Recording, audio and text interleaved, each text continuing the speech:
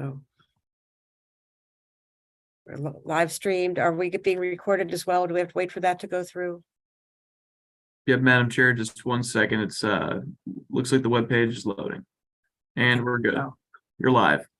All right. Thank you very much. Welcome to the House Rules and Executive Nominations Committee hearing. We are getting a little bit of a late start, so we're going to jump right in and try to do the best we can. We're having public hearing on 5 bills. The first bill that we're going to hear is House Bill 619, Delegate Schmidt. Delegate Schmidt? Yes, thank you, Chair. You have 2 minutes. Thank you, Chair, and thank you, members that are here today. The short version of this, this was drafted on January 20th, actually filed on February the 2nd. So it was filed ahead of the deadline. So this was not a late filing. This is more of a bill that talks about a housing impact study that is to be completed anytime that our legislator is looking to pass a bill that would affect future pricing of a home. So I've worked side by side with Maryland Realtors on this, and I'm looking for a favorable report. Really, it kind of explains itself. I mean, I'm not sure what questions we would have or how this process works. My first time being in rules, Chair Healy. So if you have any advice, I'd be happy to. Just treat this as any other bill hearing. This is, Okay. We are actually the committee of jurisdiction on this bill. So Okay. we need whatever you would present in any other bill hearing. Sure. So this requires a housing impact analysis rating and a housing impact analysis as appropriated to be prepared by DLS for each bill introduced by a member of the General Assembly.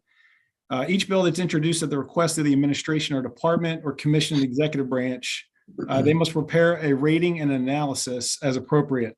This bill establishes provisions governing the preparation, content, and distribution of housing impact analysis ratings and the impact analysis. Some of the fiscal summary, highlights some of the expenses on this, but really this bill is aimed to make sure that us as a legislator are really paying attention to what the long-term effects are of the cost of housing. As we know, we're dealing with rising rental costs, rising housing costs here in Maryland. And this is really a bill aimed to keep that, to keep it lower, to keep it more affordable, so that our members and our constituents, don't have some impacts that affect them long-term cost of housing. All right. That pretty much sums it up. That's if I have any questions from the members. Thank you. Thank you, Delegate. Do any of the members have any questions? Please indicate by using the reactions button. Raise your hand. I don't see any, but so if somebody does have a question at this point, I would ask you to speak up so I can hear as well. Hearing and seeing no questions. That concludes I'm sorry. Are there other witnesses on this bill? I'm not aware that there are any. I did reach out to a couple members of the Maryland Realtors and also lobbyist Bill Castelli. I'm not sure if he's. Yeah, I'm just gonna ask the staff. Patrick, Hey, do we Madam have Chair, Yes. I believe we have Lisa May here for the Maryland Realtors. I see her in the Zoom. Okay, well, Lisa, are you there? I am. Thank you, Madam Chair. Sure, thank you. Thank you, Madam Chair, members of the committee. We understand that this is a Friday. Thank you so much for hearing this bill. Delegate Schmidt explained the purpose of the bill, and what I wanted to share with you today was the story of a member who really inspired us to bring this idea forward. He and his family are small developers out on the Eastern Shore. They believe in providing more affordable and missing middle housing options. And so when they had a parcel that they could develop, they decided to do just that. The parcel could hold 6 lots, and so they wanted to build 6 small, what we would consider kind of starter homes for residents in the area. Then they got into the regulatory process. Chesapeake Bay compliance knocked those 6 lots down to 5. They had lot coverage requirements, which prevented too much impervious surface for the parking lots. But then they also had to provide a parking lot that was big enough for a fire truck to turn around in, even though it was served, very well by fire hydrants. They had to do water and sewer line upgrades. They had to get through all of the taxes and fees. And by the time they were done, they realized that not only could they not build these units affordably, they couldn't even build them for the median home price in the county. And what it did make financial sense for them to build were 2 large McMansions. That's what was the best option for them. This layering of regulations and costs and time are sort of why we have the housing crisis that we have right now, why we don't have the missing middle housing that we need. So if nothing else, we wanted to bring this forward to start a discussion so that all of us, when we're considering legislation, think these things through so that we can begin to tackle the housing crisis that we have here in Maryland. That's all. Thank you so much today. Okay, thank you very much, Lisa. Are there any questions? Please raise your hand or speak up. I did have a quick question for Lisa on my end. No, about- I'm asking okay. questions Go from ahead. the members of the Rules Committee, Go ahead. not from anybody else. Thank you. Any members have a question? Seeing none, that concludes the testimony, and there are no other witnesses that have oral testimony, so that will conclude the hearing on this bill. Thank you very much, Delegate Schmidt. Next, we go to House Joint Resolution 1, Delegate Boyce. Are you here? I am, Madam Chair. Thank you very much. Thank you so much, and good afternoon, Chair Healy, Vice Chair Holmes, and members of the Rules and Executive and Nominations Committee. For the record, I am Delegate Regina T. Boyce, presenting House Bill Resolution 1, Environmental Human Rights. It is interesting to note that in 1973, the Baltimore checker spot butterfly was named as the state's insect. Today, in the 50th anniversary of that designation, the population has faced significant decline and is listed by the Department of Natural Resources as a threatened and endangered species. The checker spot butterfly used to be present in about 15 of our state's counties, but now it's only presented in 7. Also in 1973, Maryland, in its infinite wisdom, nearly unanimously passed the Maryland Environmental Policy Act, recognizing then that each person has a fundamental and inalienable right to health care, healthful environment, and that a preservation and enhancement of that environment is a matter of the highest public policy priority. Like the decline of the checker spot butterfly in the last 50 years, Maryland has seen a decline in environmental preservation, protection, and enhancement, leading to Marylanders to believe that a healthful environment may not be our highest priority. The act stated that all state agencies will identify, develop, and adopt methods and procedures to ensure the proper implementation of these rights. While this did not happen directly, I will give credit to MDE as it has made strides towards this implementation through its many boards and commissions and councils that discuss and recommend policy on subjects like environmental justice, air quality control, radiation and lead poisoning, and wastewater systems.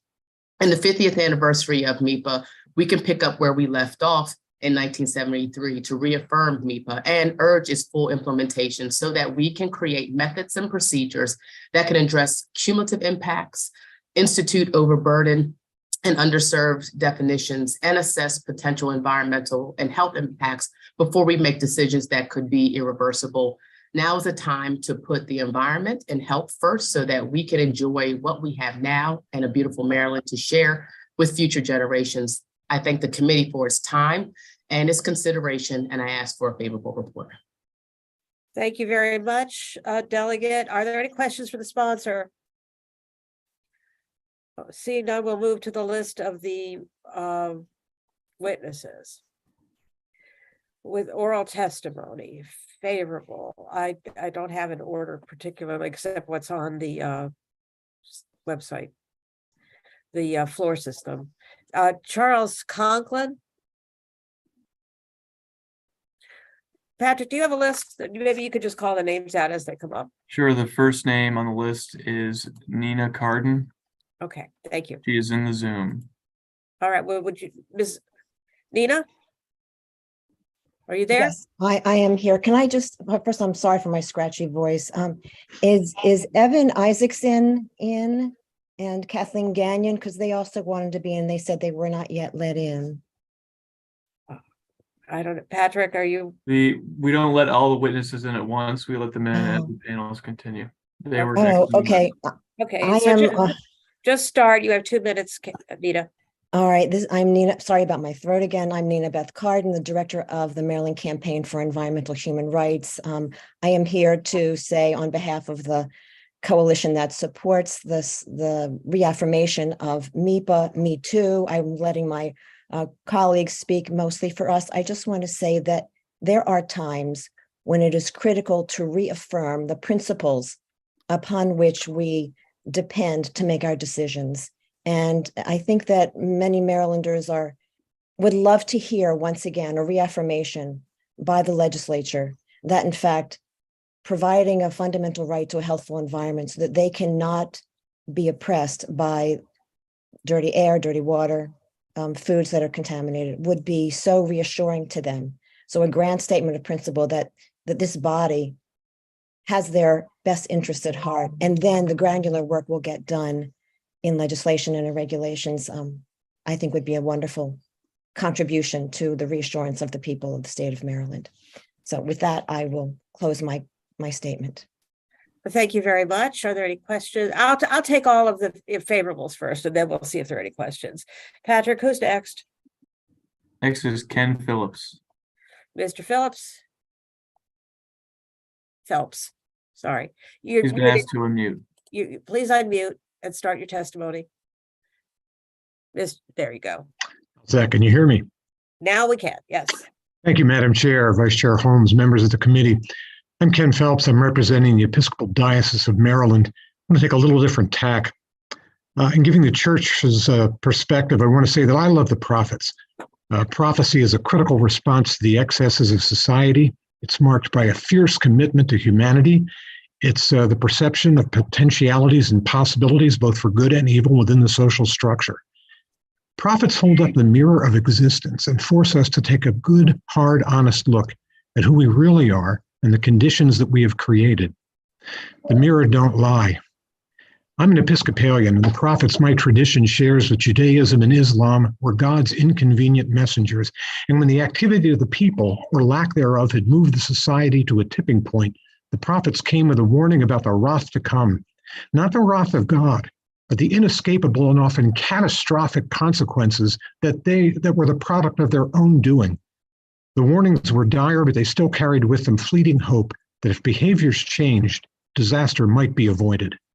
And our collective histories reflect how often we have taken the prophet's messages to heart. Our mother is dying. Her prophets, speaking for decades now, have made that quite clear. And 50 years ago, the Assembly listened to some of those prophets and produced a blueprint for how our behaviors could change, and our mother could be saved, and her children could thrive, assured of a healthy place to live. But as any prophet can tell you, lip service has never produced the changes necessary to avoid disaster. And it's 50 years later, and we're running out of time. So the church urges the adoption of this resolution, but with the warning that reaffirmation and rededications mean nothing if they are not followed by action. Our mother is dying. Take this step, please. You must. Commit yourselves to taking the steps that then must follow. Our lives depend on it. We look for a favorable report, and thank you. Thank you. Okay, Next is Margaret. Margaret who? Yes. Hello, Margaret Brack. Margaret Hello? Bragg. I'm sorry, Yes, Margaret. Yes, dear Madam Chair and Vice Chair and the members of the House Rules and Executive Nominations Committee, thank you for hearing me today in my testimony. I am a member of the Maryland Episcopal Public Policy Network from the Diocese of Easton. This environmental human rights assures that every person in Maryland has a right to a healthful environment and enables us, those who suffer from environmental degradation, to challenge those actions and to stand before the law as claimants to their right to a healthful environment. Our faith traditions teach that protecting creation means protecting the life of our human neighbors, the well-being of our communities, and the health of our natural places. A damaged environment threatens all life by interfering with the rights of all people to drink pure water, breathe clean air, and live healthfully now and in the future. Ensuring healthy communities expresses our love for our neighbor, loving all neighbors as ourselves, not just the ones who live in healthful environments. Without such a right, communities of color and low income suffer disproportionate concentrations of pollution and environmental degradation. The General Convention of the Episcopal Church adopted many environmental resolutions that support such an amendment last July 2022. The United Nations has adopted such an amendment, and 6 states have adopted it, and 11 are considering it. I ask from the Diocese of Easton, request a favorable report. Thank you for hearing me. Thank you very much. Next, we do have Linda Gale. Is Linda here? Yep, I am. Can you hear me? Yes, thank you, Linda. Would you Great. please start? You have 2 minutes. So hello, Chairwoman Healy and fellow committee members. Today, I'm urging you to support HJ1, the Environmental Human Rights Resolution. My name is Linda Gale, and I'm a junior at Annapolis High School, which is where I am right now. And so when I was born, the Maryland Environmental Policy Act had been in law for 33 years, and I'm 16 now without ever having seen its values fully implemented. The fact is that I don't know where the world will be by the time I'm your age, and most of my generation feels similarly. So it's time to reaffirm our commitment to environmental human rights and the principles of MIPA with this resolution. We need hope that our government understands our lives and futures rest on a right to a healthy environment, and that this right must be protected. Last year, I testified for the Environmental Human Rights Amendment, which had similar goals but died in committee. My legislative idealism didn't survive either. I remember a senator at the committee hearing saying, in reference to caring about the environment, and this is a direct quote, "Here we are today, and here's how we feel. But I can't tell you what people are going to be feeling in 10, 20, 50 years. Well, unless we change what we're doing now, we are going to be worried about the environment in 50 years. Or at least I am, because I hope to still be around.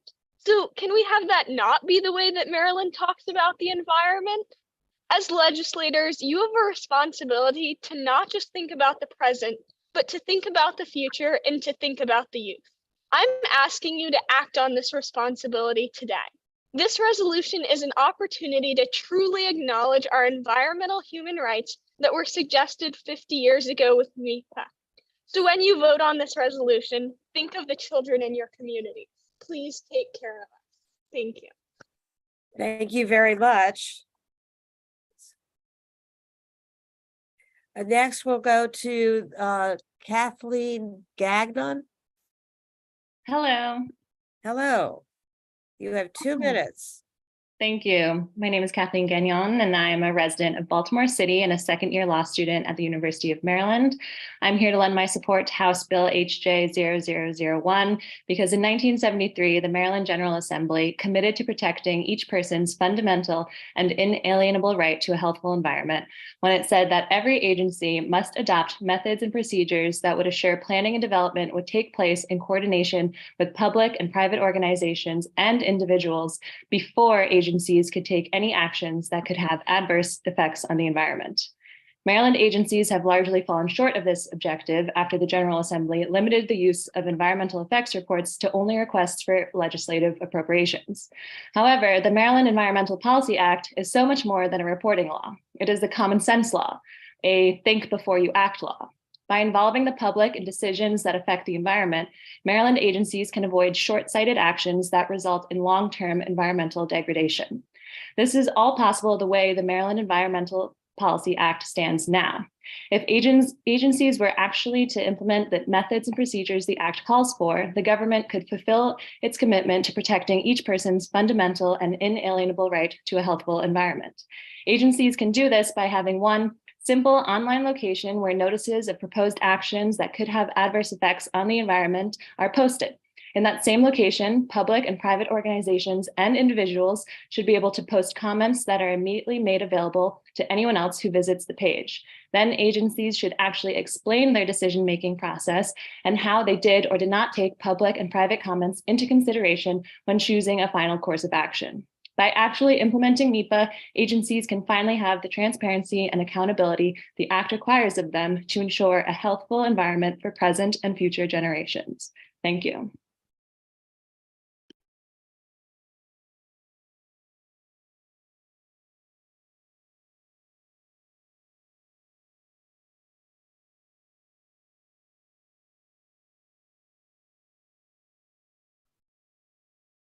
Madam Chair, you're muted. Edit, yeah.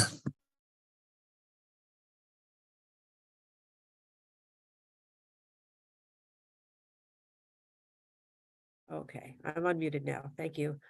Yeah, the timer went off, but I didn't turn it off quickly enough. I'm going to reset it for two minutes for Mr. Evan Isaacson. All right. Good afternoon, Madam Chair and members of the committee. I'm Evan Isaacson of the Chesapeake Legal Alliance here in support of HJ1. Excuse me. As some of you may know, last year marked the 50th anniversary of the passage of the Federal Clean Water Act. This year, we are now recognizing a half century since the enactment of the Maryland Environmental Policy Act, or MEPA. Both of these laws were passed in the so-called heyday for environmental legislation of the early 1970s. But the history of these two laws and their practical effect today could not be more different. Today, the Clean Water Act remains a potent force which long ago gave rise to an entire regulatory system that controls water pollution all around us every day. MEPA, by contrast, is the quintessential example of a dead letter law. The fact that MEPA has been so thoroughly forgotten is remarkable given the incredibly lofty language it contains, including that, quote, inalienable right to a healthy environment. I think we all recognize that phrase, inalienable right, and understand the meaning and context behind it. So what happened? In part, it's a quirk of history. MEPA passed in 1973, but at that time, there was no such thing as the Maryland Department of the Environment.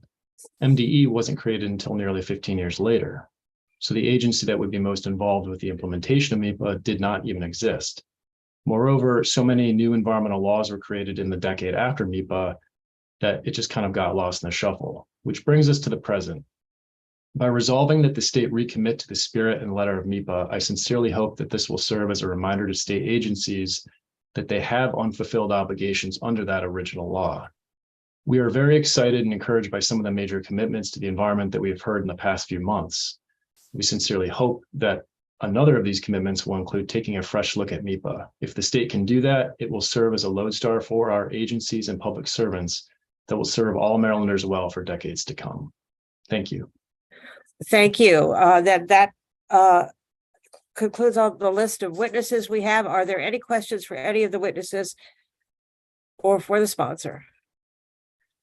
Seeing none, that will conclude the hearing on House Joint Resolution 1. We will now turn, please, to House Bill 879, Delegate Rose. Good afternoon. Thank you, Madam Chair.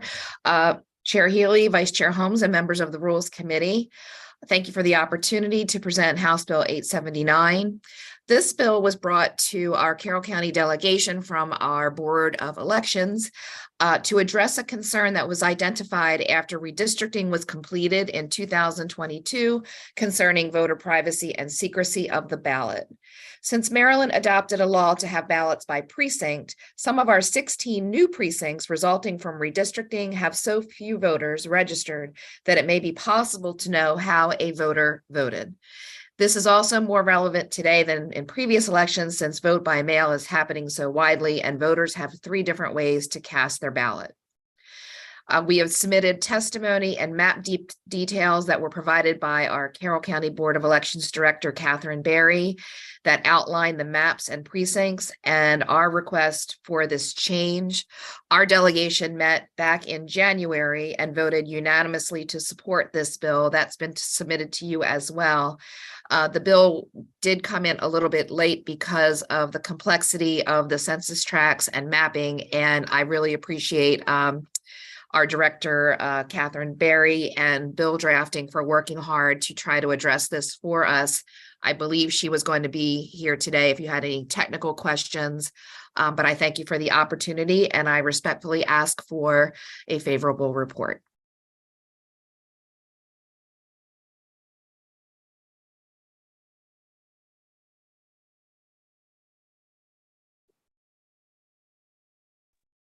Madam Chair, you're muted again. Yeah, you're muted again. Do we have other witnesses on this bill? Patrick? Let me just double check. I believe our elections director had signed up.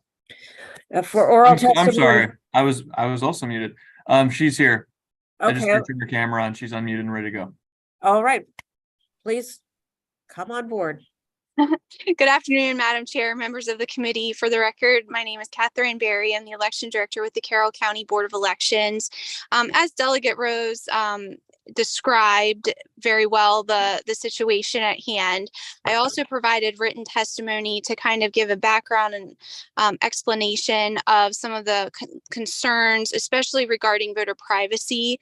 I would like to point out, and as part of my written testimony, there are precincts that have as little as 4 voters and one with 0 voters.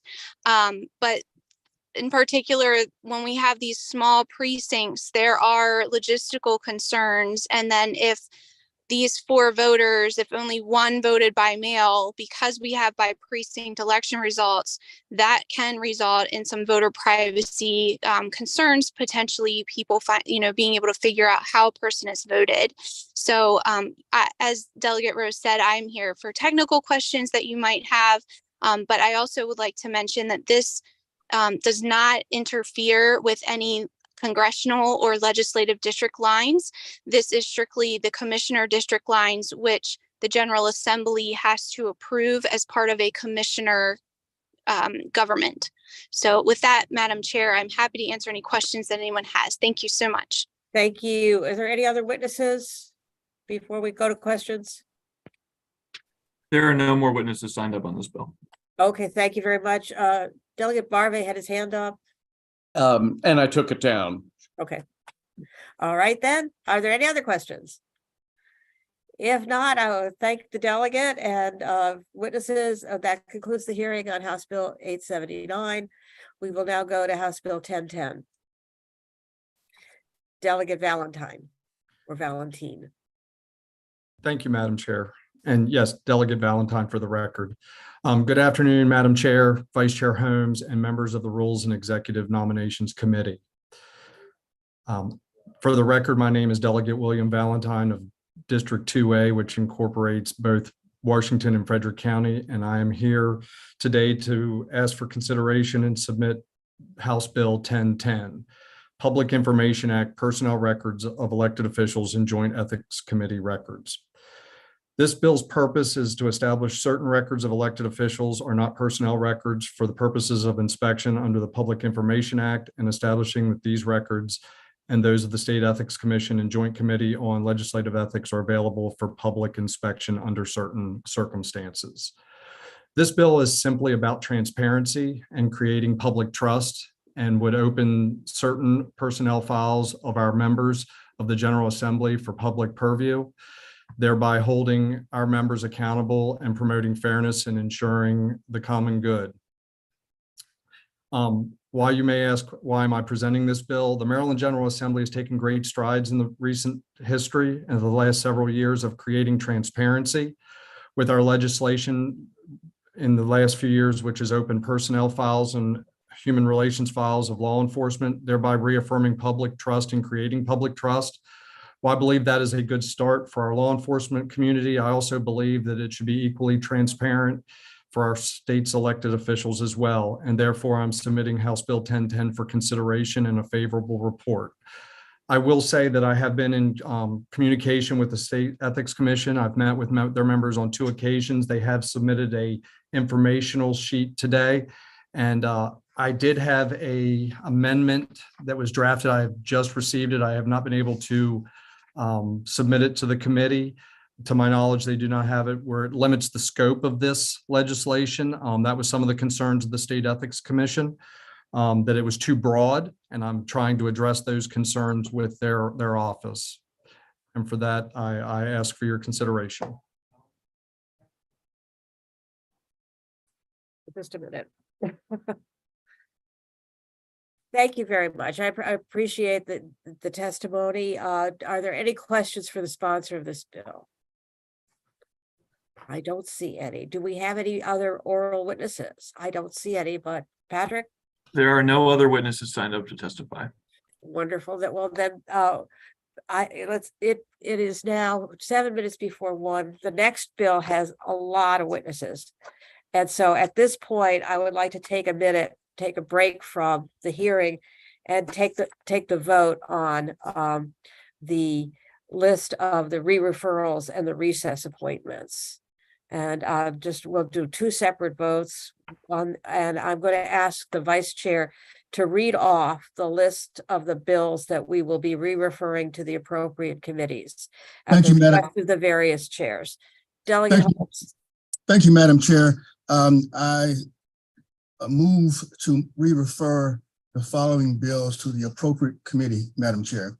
These bills are as follow: HB 1227, HB 1228, HB 1231, HB 1232, HB 1234, HB 1235, HB 1237, HB 1243, HB 1244, HB 1248, HB 1253, HB 1261, HB 1262, HB 1267, HB 1272, HB 1274, HB 1280, HB 1286, HB 1288, HB 1289, HB 1290, and HB 1277.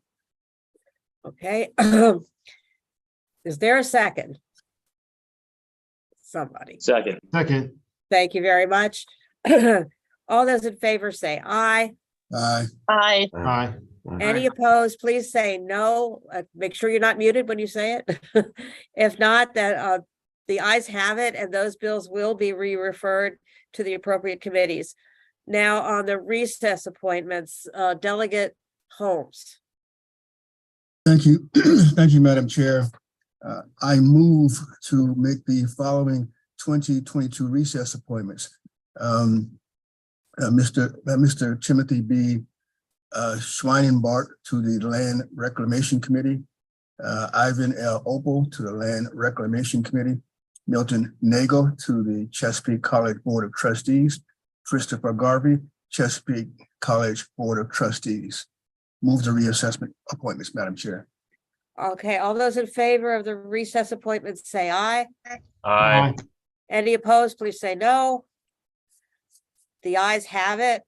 Those appointments will be forwarded also as approved by the committee. So we'll now be able to have to revert.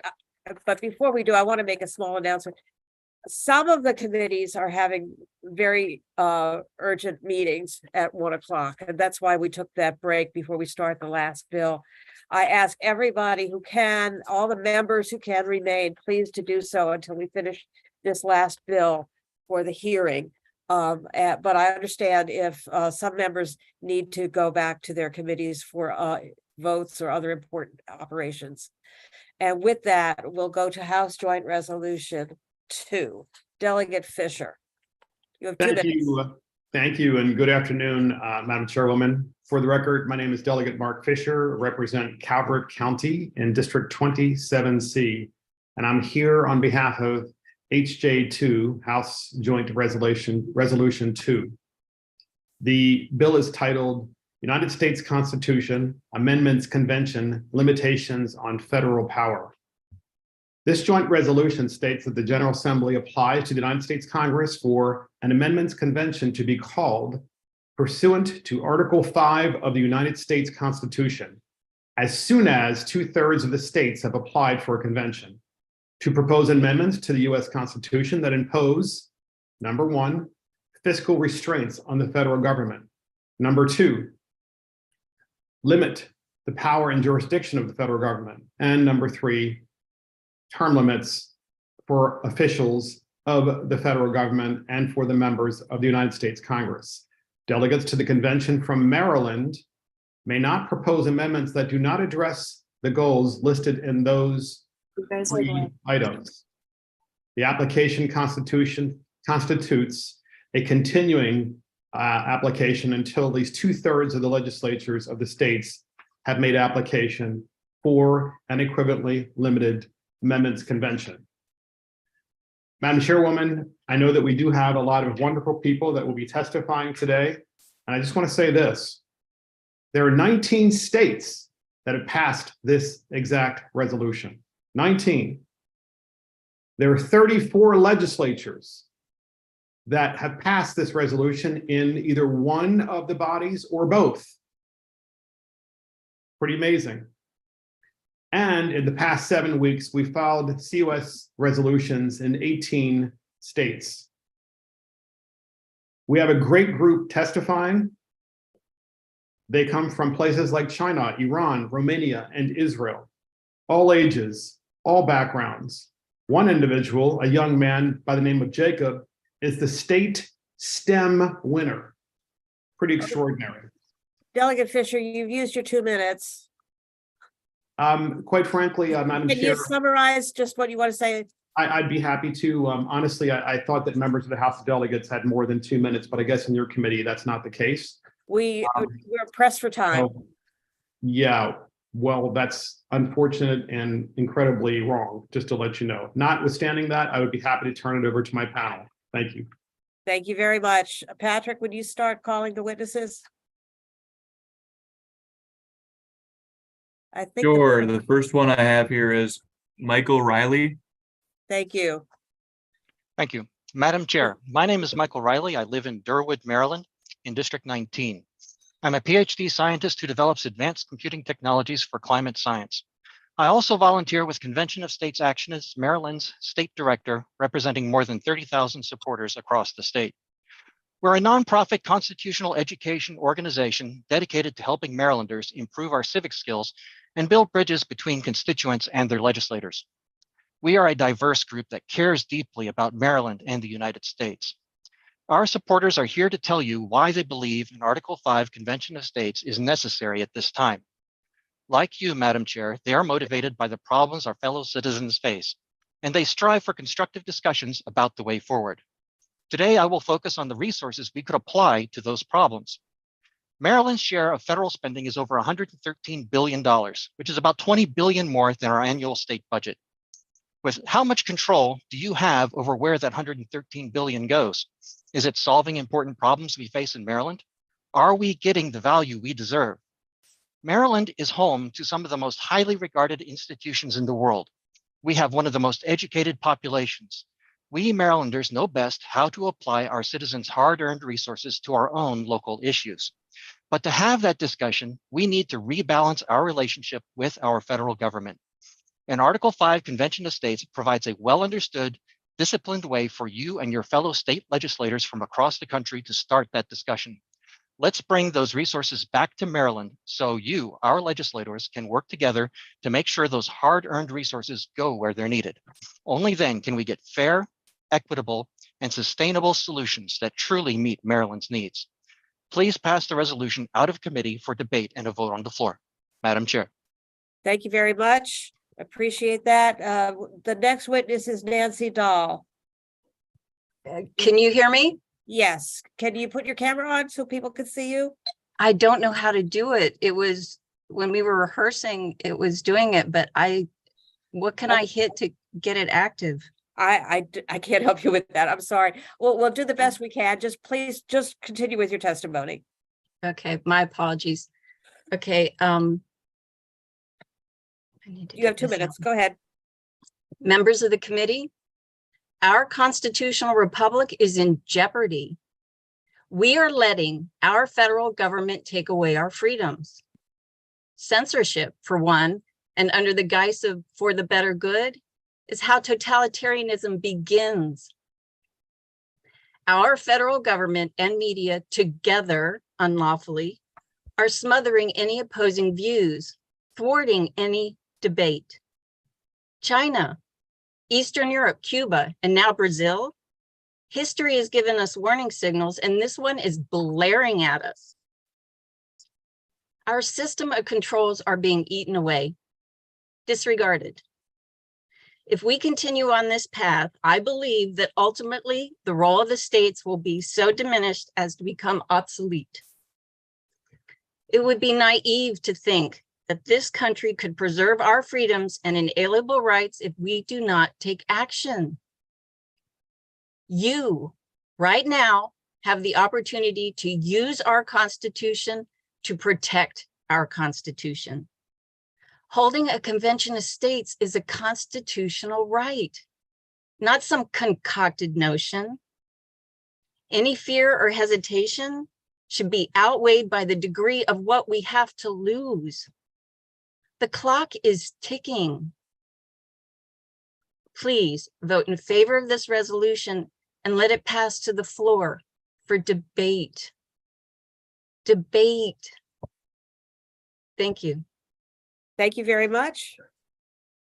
The next witness is Cody Tristan White. My name is Cody White. I am 11 years old and a homeschooled 7th grader from Mechanicsville, Maryland. Power tends to co-opt, and absolute power co-opts absolutely. This phrase came from Lord Acton when he sent a letter to Bishop Creighton in 1887, and the sentiment holds true today. History has shown us that when people stay in power for too long, they become co-opted by it. They forget where they came from and the people who elected them. Currently, there are members of Congress who have held their jobs for more than 40 years. Honestly, what regular job could they have had?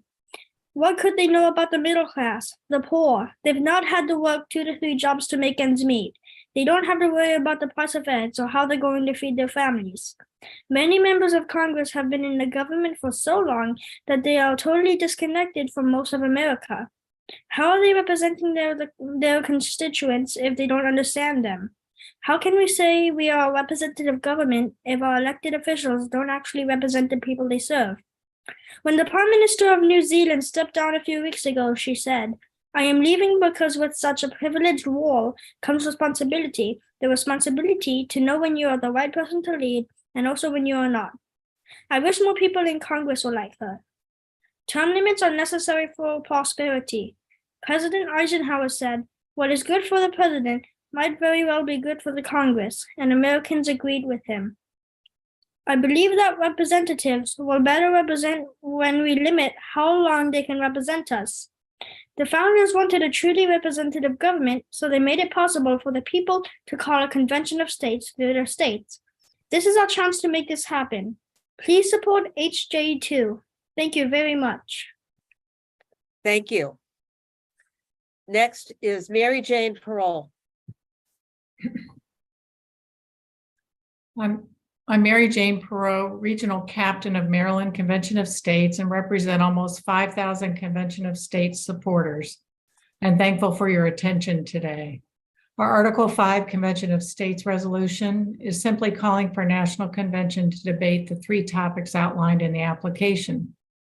Citizens across the state are concerned about what's happening in Washington and are relieved when they learn there's a solution. They immediately sign the petition, knowing that term limits and fiscal restraints are needed. A recent survey showed that 80% of voters across party lines wanted Congress term limited. Those opposed have said elections are term limits, yet the president can only serve 2 terms. Congress should be term limited as well, but it can only be accomplished through a convention of states. Inflation, created by federal overspending, lowers our standard of living, and low-income families suffer the most. Wouldn't it be helpful to have one topic in one bill as we do in Maryland? This helps control costs. So we're just asking to have a meeting to discuss these types of solutions. I'm sure you've heard from your constituents in your district who took the time to let you know they're tired of DC regulating us, taxing our hard-earned money, and telling us what we can and cannot buy. What you might not know is that over 30,000 Maryland residents support this, and numbers keep growing. It's exciting to It's exciting to realize that our founders gave us the most powerful, peaceful, legal, and constitutional method to end some of this political madness in DC. As a republic, we need to rebalance the power between the states and federal government as outlined in the Constitution under Article 5. Please support HJ2. Thank you. Thank you. And next is Elwood Redfern. Madam Chair, I have not seen him in Zoom. Okay.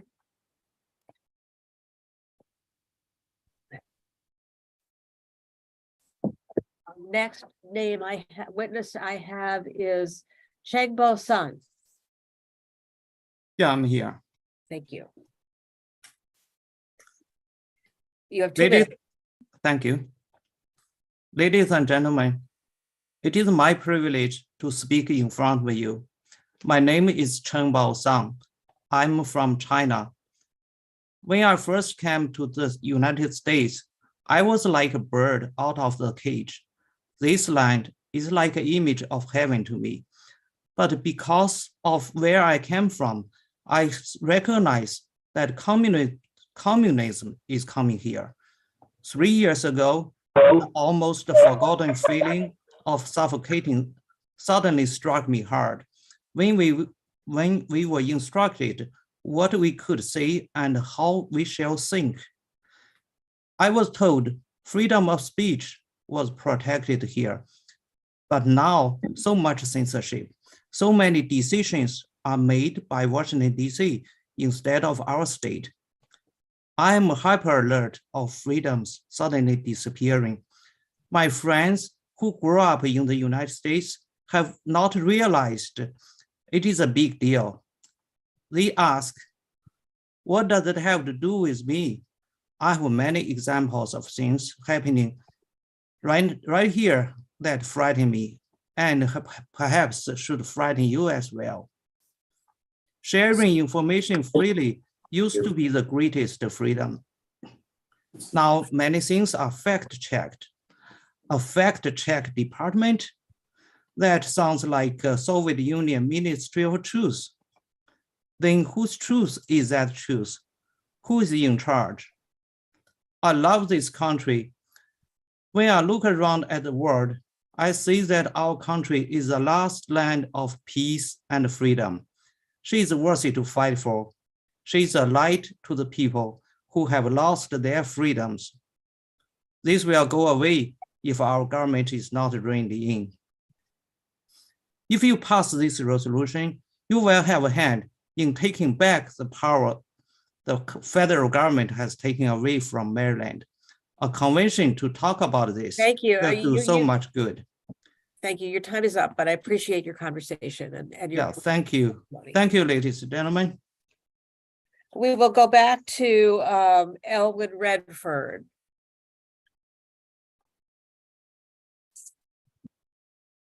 My name is Cantor Elwin Redfern from Silver Spring, and I've lived in Maryland for 32 years, and I am a second-generation American. I am a professional cantor and have been a prayer leader in traditional Jewish synagogues in Annapolis, Baltimore, and Delaware. I'm here today as part of the Convention of States to ask you respectfully and humbly to approve HJ2. We just want the resolution discussed and debated for the first time in the House of Delegates during this year's legislative session. I have supported the Convention of States because for at least 10 years now, I feel there is too much federal authority in every person's daily life in America. As an election judge in Montgomery County for 20 years, I have been very interested in our county government and in legislative matters in Annapolis. President Abraham Lincoln said, "Government of the people, by the people, for the people, shall not perish from the earth." I'm not sure that our federal government wants this anymore. The federal government is taking away your power as a state government, and this is alarming to me. There are now 19 states that have already approved the Convention of States. 32 state committees have passed the COS resolution, including the state of Massachusetts. 4 more states are close to passing this week. If Maryland legislature passes the Convention of States resolution and becomes a supporter, Maryland will have more freedom and liberty to run her state as President Lincoln asked, because they will be participating in helping make the choices now made at the federal level related to budgeting, the scope of the federal government, and how long legislators serve the states. All through this convention, Maryland should have a loud voice as a leader in this convention. I want to close with a prayer for all of you in this committee today. We want to thank our Lord for giving this committee the gracious gift of knowledge. Thank you for letting me speak to you. I wish you all shalom, peace, good health, and success in your duties here in the State House. Thank you very much. The next witness is David Hafer. Mr. Hafer.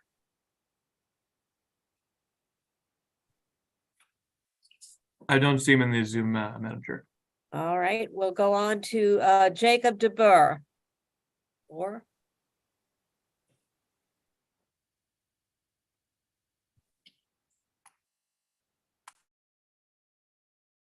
Hi, can you hear me? yes, go ahead, Jacob. Okay. Hi, I'm Jacob. I'm in 7th grade and I live in California, Maryland.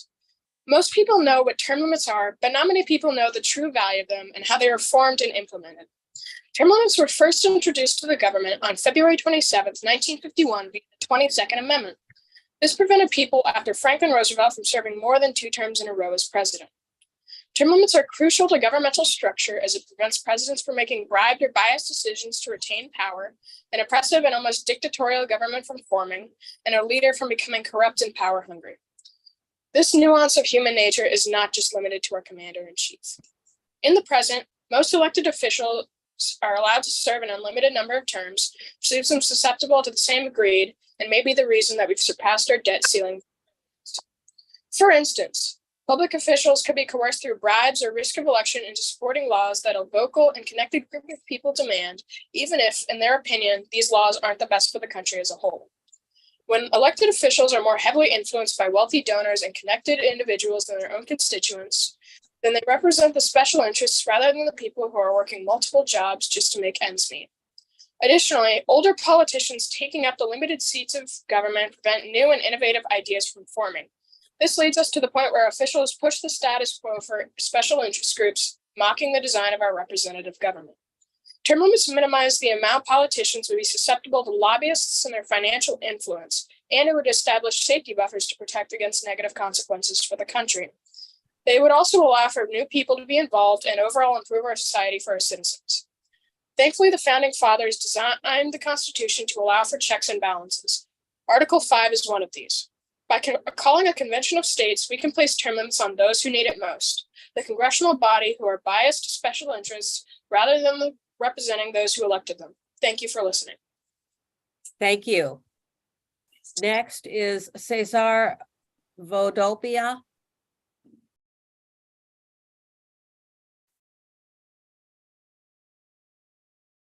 Hello.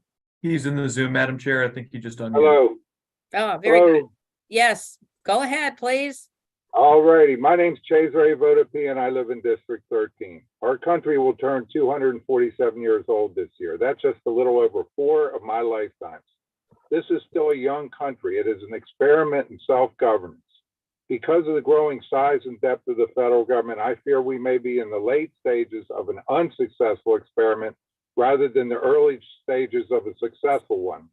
As a civil libertarian, the unconstitutional overreach of the federal government scares me. As a fiscal conservative, the reckless spending scares me. Finally, it scares me to see the federal government unconstitutionally usurping powers that belong to the states. Our founders gave us Article 5 as a way to bypass the Congress to amend our Constitution because they knew there would probably come a time when the people would need to constrain the federal government. The 3 items in this resolution to be discussed at a national convention provide a framework for constraint. I worry about what the future holds for my children and grandchildren and how the dysfunction in Washington is going to affect them. It is my hope that members of this committee vote favorable on this joint resolution so it can be debated on the House floor and so future generations do not have to live through the demise of this republic and witness the failure of the American experiment in self-governance. The threats we face because of our runaway federal government apply equally to all, whether they lean left or to the right. This deserves debate and serious consideration. A convention of states to propose amendments to the U.S. Constitution will provide we, the people, the ability to constrain the federal government. please support passing HJ2 to the floor for debate so the full House has the opportunity to vote up or down on this joint resolution. And so the Maryland legislature might join other states to utilize the Article 5 tool our founders gave us to ensure the American experiment in self-governance is a success. Thank you for the opportunity to testify. Thank you very much. Next is Yuen Cheng Smith. Thank you. My name is Yuen Cheng. I'm a first-generation immigrant from Hong Kong. I came to the United States 24 years ago, leaving everything I knew to escape from communism, where our central government controlled how many children we could have. There today, censorship has been extended not only to media, but also all internet activities are monitored and social credit score in place. I came to the United States to be free of those realities. Our government system is the best in the world when it operates in accordance to the Constitution. We have strayed from that. For years, our federal government has placed regulatory burdens upon businesses, rules to restrict commerce and freedom of speech. These are very familiar things to me, and my family does not want that to happen here. But we cannot stop that without your help. Federal agencies are not elected by the people. However, they are able to collect and spend people's money to play favoritism on projects that only benefit their donors. You know what's the best for Marylanders better than officials in DC. I hope I can count on you making sure that the federal government would not get bigger. I'm worried that if you do not, Americans would live like where I came from, overreaching central government controlled by a few hundred representatives, collecting huge amount of taxes from citizens, but distribute very little to provinces that need it most, and too much involvement in our personal lives. It will hurt everyone, particularly state governments, because they will no longer have control. Please keep this from happening. If you do not want to know how bad it feels to live under those conditions, neither do I want to go back. Therefore, I'm here to ask you to support HJ2. Thank you very much. Thank you very much. The next witness, Paul Macri. Good afternoon. My name is Paul Macri. I'm a retired Navy commander and an engineer. As the state's grassroots coordinator, I represent over 30,000 supporters in Maryland for Convention of States, and I'm a strong supporter for the resolution. The resolution before you proposes a convention to discuss three issues: fiscal restraints, federal term limits, and federal overreach. Let me explain how I believe the resolution will affect those three to save our constitutional republic we now call a democracy. First, without fiscal restraints, our children and grandchildren will be crushed by a multi-trillion-dollar debt due to excessive federal spending. You and I balance our family budget, as does the state of Maryland. We need to cut federal spending and return the spending decisions to the states. Second is term limits on Congress and federal officials. To be clear, we don't want term limits on you in Maryland. We like you and we need your voice. We want term limits on those in Washington, D.C., and that will make it easier for you to go to Washington, D.C. The third and final issue discussed at the convention is federal overreach. In the Navy, we call this mission creep. We need to return to the original limits on federal power and jurisdiction. The Constitution lists the only federal responsibilities. Anything and everything else resides in the states, like 50 little laboratories. We have to end the one-size-fits-none approach. The few federal powers should be executed only in Washington, D.C. The many state powers will be applied locally. And as the saying goes, all politics are local.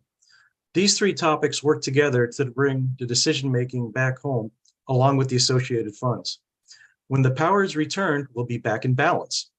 I trust you to better execute power and budget the funds once those powers are returned to our state, certainly more effectively than those in Washington, D.C. These topics enjoy a supermajority in a nonpartisan way. We need your help to save our constitutional republic by voting favorably on this resolution so it can go to the floor for debate. Thank you very much. Thank you very much. Next is Bob Bagheri. Thank you, Madam Chair. Hello, my name is Bob Begary. I live in Montgomery County, and I'm a Convention of States District Captain representing nearly 700 of your constituents. I came to the United States in 1979 from Iran and moved to Maryland in 81. I went to school, started a family, and now have 3 adult children who are about to start their independent lives. Over time, my priorities in life changed, and I began paying closer attention to politics.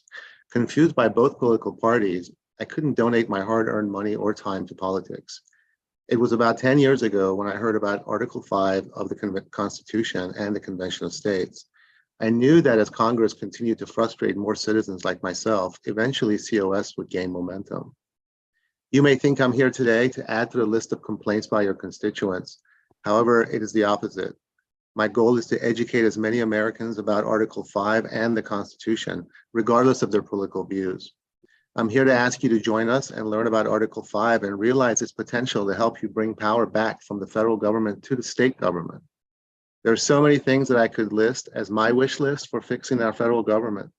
However, I believe one change will have a huge impact on every branch of government, and in a short period, it'll put our country back on the right track. This is one of the items addressed in the resolution, and that one that more than 80% of Americans agree on. That one change is term limits. Term limits prohibits politics from becoming a career and return it to being a civic duty. In conclusion, I simply ask you to please do not mistake our grassroots movement as a political movement. We are laser focused on one task and one task only, and that is to bring the power of the government back to the people as it was originally intended. Thank you for your time, and please vote in favor of HJ2. Thank you very much. Robert Betts. Good afternoon. My name is Bob Betts, and I live in District 9A along with 800 other Marylanders who want you to call for an Article 5 convention. Those 800 voters and I have one message for you today. Please send HJ2 to the full House of Delegates for a fair discussion, debate, and vote. In my testimony today, I want to expose the fantasy behind the most common objections to this resolution. I have seen them presented before this committee in the past, and you are likely to hear them again. So I want you prepared to understand them when you see and hear them. First is the claim that a constitutional convention could destroy the entire US government and should be avoided at all costs. That's true.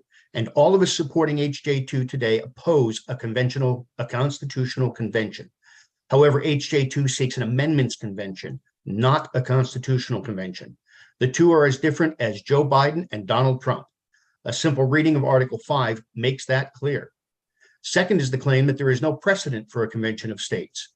In fact, convention of states were common when our country was founded. They are simply any meeting between any number of states to talk about something and maybe make a decision or two.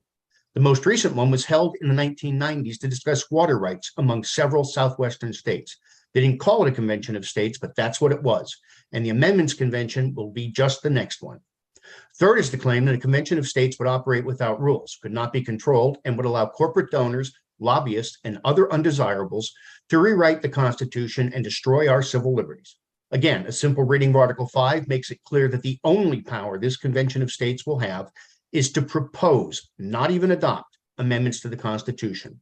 I'll say just one more thing in closing. The objections I've heard that will likely be submitted to this committee are product of people who either haven't read Article 5, read it but can't understand simple English, or who understand what an Article 5 convention means and will say anything to retain the power they hold over us by changing nothing and preventing Marylanders from regaining any power of self-governance. Thank you. Thank you. James McQueen. Oh, that you. James McQueen. I'm sorry, I'm here. Okay, very good. Welcome to the General Oh. Assembly, and you have 2 minutes to testify. Thank you. And good afternoon, committee chairperson and delegates Holmes, Chang, Corman, Atterbury, Stein, and Barnes for listening to Marylanders. Sorry to see most of the delegates have left this hearing. I'm James McQueen. I'm sorry, excuse me. That is not precisely true. There are numerous other committee meetings going on at the same time. And so the chairs of those committees had to leave, but most of the other members are still here. Go ahead. Yep, I'm a COS chairman. I'll start again. COS Regional My name's James McQueen, COS Regional Captain supporting over 3,800 Marylanders in Southern Maryland. How did we get here? The Bible has been around for thousands of years, yet it has not grown or changed. The Constitution of the United States, 28 pages, plus the study guide called the Federalist Papers. Today, the Constitution of the United States is 3,000 plus pages, and when you added all the Supreme Court rulings to it to amend, its sole function was defined to exercise of government and limit government powers. Today's government chaos only leads to burdens and limitations on the people.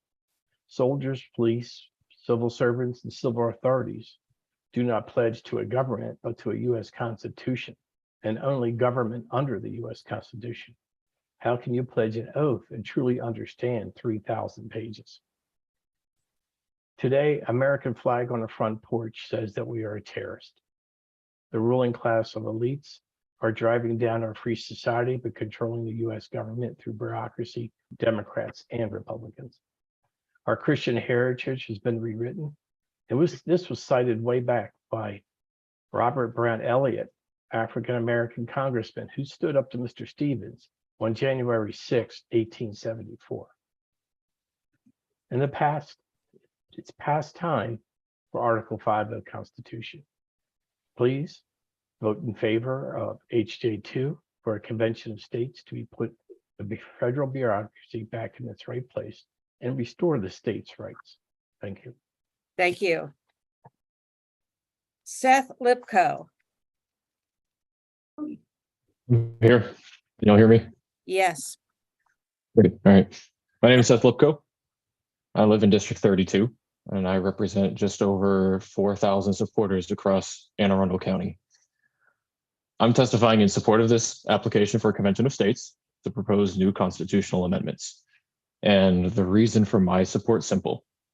I want my children to be able to look back at my life and be able to say with confidence that I did all that I could to ensure they inherited a better world than I did. And I apologize if you hear noise in the background, that's probably my kids. But that drive, shouldn't that be what we're all striving for? I mean, I'd wager that's the reason all of you are in public office today. It's the duty of each one of us, whether we personally have children or not, to move our society in a positive and forward direction. And I just want to thank all of you for serving your communities and attempting to bring about that positive change to all of our futures. But I see that our federal government's failing to do this. They're enslaving my children to debt from their frivolous spending. They're ignoring their constitutional responsibilities and taking on responsibilities that should be left to you, our state government. It might be a different story if they perform those duties well, but almost everywhere the federal government interjects itself, it just spreads itself thinner, it's less effective, and ends up leaving my daughters their bill. And they've done all of this without the approval of us, the American people. Honestly, you're our only hope to stop this trend. I'm not being represented well in DC, but I hope I'm being represented here. And that's why I ask that this committee takes this resolution to the floor for a vote and support its full passage. You can end the lifelong residencies in Congress, allowing new public servants to enter with new ideas to solve our nation's problems. You can put a stop to the overreach of power and restore balance back to our federalist system. And you can put a stop to the overspending and bring back some responsibility to our country. Thank you for listening. This really comes from my heart. I'm concerned about our nation's future, and this can solve many issues that we're seeing today. Thanks. Thank you very much. Elliot Weekly. Hello, can you hear me? Yes, go ahead. You got 2 minutes. Okay. Hello, I'm Elliot Weekly. I'm in 7th grade and live in Hollywood, Maryland. This is my 2nd time testifying before you all, and I'm happy to be here, exercising my right to be heard as a citizen of the United States. Last year, I discussed learning about the role of federalism in our government and how important it is to have a division of power between branches as well as levels of government. I learned about the power of my voice and the need for citizens to be actively involved in working with legislators. I talked about how things have gone off track, but that our founding fathers wrote a Hail Mary buried in Article 5, allowing for states to reign in the federal government. This is the Convention of States. Now, I know discussing the founders isn't the most popular thing to do this day and age, but I would argue that every single person in this room lives the life they lived because of those 55 men, especially the 39 who signed our Constitution. Every citizen in this great nation, regardless of who they are, has a say in how things go, be represented by you, represented in what should be your role as servant leaders.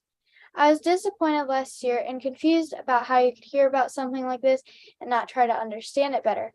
I was frustrated when this committee didn't even vote on the resolution. More than 30,000 of your constituents have very plainly asked for you to consider this. And as representatives, it is your duty to deliberate and then say whether or not you will pass this to the floor. My ask is simple this year. Please vote on the resolution in committee so we know whether or not you, as our elected officials, are interested in actually representing us. Thank you for listening. Thank you very much. Will Zwart? Yeah, it's Zwart. People have trouble with that one. Thank you. I'm sorry. Please, you go ahead with your 2 minutes of testimony. Okay, thank you very much. Well, good afternoon, ladies and gentlemen. My name is Will Zwart. I'm speaking in favor of this resolution, not only for myself, but for the 1,400 petition signers I represent as a district captain. I have to say it's really great to be here again. I never thought that I'd get the chance to testify for anything, let alone for something as widespread as COS. I mean, this exact same resolution has been debated by every state in the country, except Connecticut. I guess they missed the memo. But everywhere else, thousands of citizens and legislators have testified for this resolution, just as I am now. And as someone of my generation, that's a pretty rare opportunity. Before I discovered Convention of States, I felt like a lot of young people do, where Washington, D.C. just seemed very indifferent. I think most Americans feel that way, but with younger people, it's especially strong because when Congress debates a bill, to them, it's just a bill, yay or nay. But to us, that's our future. We'll have to try and pay for that $30 trillion debt.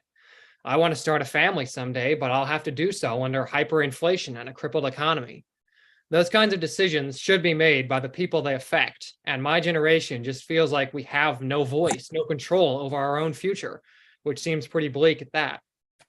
That's why so many young people feel discouraged and hopeless, but that's also why this resolution is so great, because it shows my generation that we can actually be involved in the system and make an impact.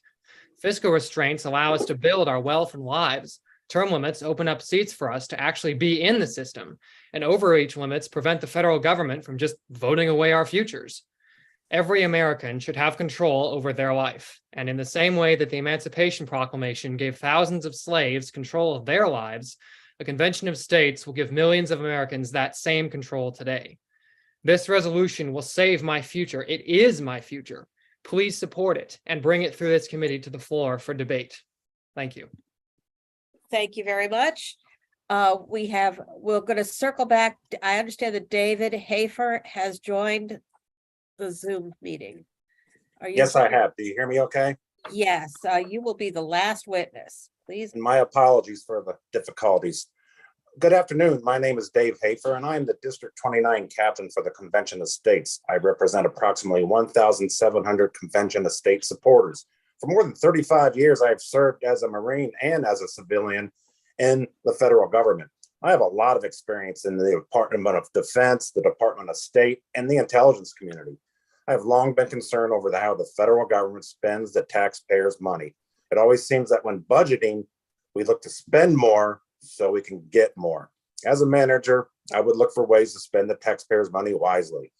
My proposals to cut funds, programs, and positions typically fell on deaf ears.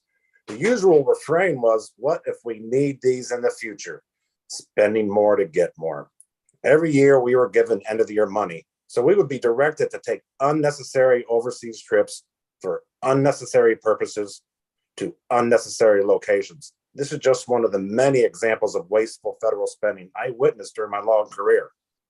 Over time, it became clear to me that the federal government will not restrain itself. And now the federal debt is over $31 trillion. The federal government has spent and grown far beyond what our founders had ever intended. They would be astounded and dismayed at the size and scope of the federal government today. However, In their incredible wisdom and foresight, they anticipated that this could happen. They left an escape clause. It is called Article 5 of the U.S. Constitution, a convention of states. Please help us put an end to this excessive spending on the federal level. Americans don't want it and can't afford it. A convention of states will allow participants to discuss ways to address overspending and debt, which requires discussion by all states. Please support Resolution HJ2 so it can proceed to the House and Senate floor for debate, so Maryland will have a voice in this process. Thank you. Thank you. And that concludes all the testimony on House Joint Resolution 2. Are there any questions for any of the witnesses from members of the committee? Seeing none, that concludes the public hearing on House Joint Resolution 2. Members, that concludes our meeting for today. I will be adjourning the meeting.